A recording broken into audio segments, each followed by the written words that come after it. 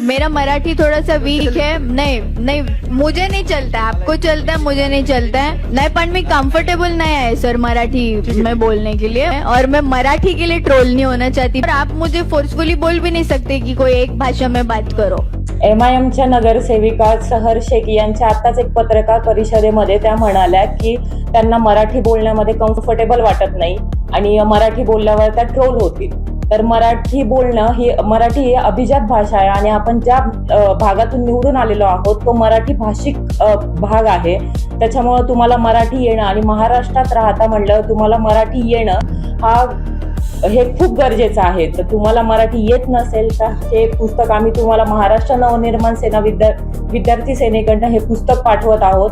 त्याच्यातनं तुम्ही अभ्यास करावा आणि मराठी शिकावी। तुम्हाला बाराखडीपासून ते इंग्लिश टू मराठी ट्रान्सलेट पर्यंत सगळी पुस्तकं पाठवलेली आहेत। त्याचा तुम्ही अभ्यास करावा आणि पुढच्या पत्रकार परिषदेमध्ये तुम्ही मराठीतच बोलाल अशी आशा बाळग। ही जी MIMची नगरसेविका आहे तिला आम्ही आता हे बाराखडीची पुस्तकं पाठवत आहेत। त्यातनं त्या आई बाराखडी आणि मराठी बोलायला आणि वाचायला शिकतीलच।